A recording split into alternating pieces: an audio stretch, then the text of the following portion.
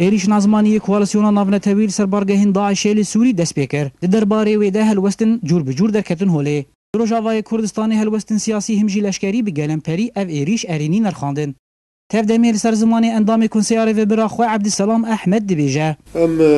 van êrişê ezmaniyê koalisyonê em pêşwazî dikin û destek dikin û ne veşartiye em bê jî belkî kêfxweşî jî ji aliyê milletê me hat dîtin. Endamê Komîta Siyasî ya Partiya Yekîtî İsmaîl Hemê a got di nav enekesê de Encûmena Niştîmanî Kurdî li Sûrî cihê xwe dibîne û beşeke serekeyê Îtîlafa Opozîsyona Sûrî de êrişên ezmanî koalisyona navnetewî wisa şirove dike. Ji bo wê jî em pîroz dikin ev destpêkirina destêwerdana navdewletî rewşa Sûrî de ji bo jinavberina terorê hundirê Sûriyê de em hêvîdarin ev pêşveçûn jî alîkar bi got rewşek nû li Sûriye peyda bibe rewşek rejîma Sûrî bi xwe jî ew gelek alîkarî ve peydabûna terorê kirin li Sûriye de dixwazin helwestek ji hember rejîma Sûrî jî hebe demek nêzik de ev rejîm jî bêguhartin milletê Sûrî ji mêj ve ban dikir got Amerîka destêwerdanê yani civata navdewletî destêwerdanê hundirê Sûriye dibike got wê ji vê rejîma diktator xelas bikin. Rêveberiya Xweseriya Demokratîk a Kantona Cezîrê li ser zimanê cîgera Wezîrê Karûbarê derve Emîna Oso dibêje. Helbette hinek hêz tevlî bûn, hinek hêz mewqifê xwe safî nekirin. Ama giring bû ku hinek dewletên Sunnî İslamî ku beşdarî vê tehalfê bûn wek Qatar û Saûdî wana. Ev muhim bû. طبعا em hêvî bûn hinek dewletê din jî ku di Hilfê Atlasî de cî xwe digirin wek Tirkiye û êdin jî karibin xwedî helwestekî safî bin ji bo di beşdarbûna vê tehalfê. Mixabin wana hetan ha safî nekiriye. Ama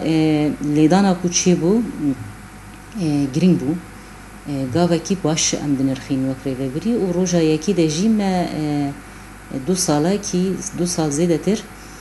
herêmên Rojava di nava şerekî de ne ba gropara Teybet, Daeş, Cebhetun Nesra, Ahrar Şam û grupê ku êrişî çêbûye li ser wana ev grupên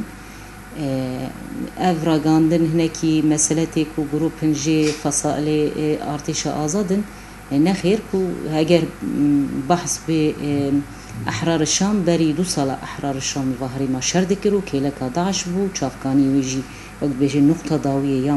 مرجعیه وانا جی داشه لسر انجام لشکری ین ایریشین ازمانی لسر پارگهین داعشه و به تایبت لسر برین شر لهریمین کردا و به تایبت لسر باجاره کوبانه ریدور خلیل بردف که گشتیه یکینی پاراسنا گل یه پکه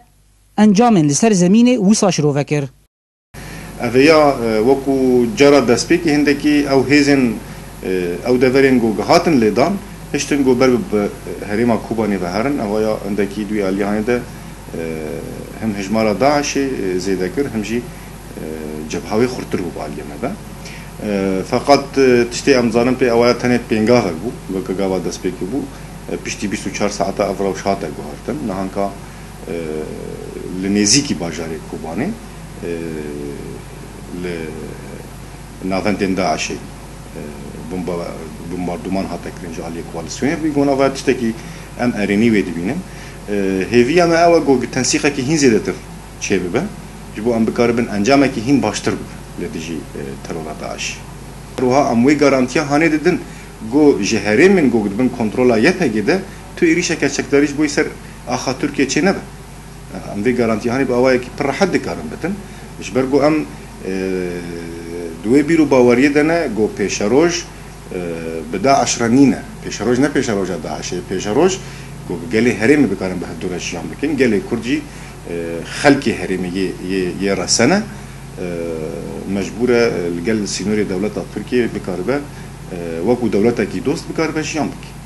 هلوستن آلیین سیاسی و لشکری لهرمین کردی لسوری ایریشن عزمانی ین کوالسیون ناونتوی ارینی دبینن پیشوازی آویجی دکن هر وها او بهوینه گود انجام ده روشک باشتر نتنه جبو کردان لی جبو گلی سوری بگشتی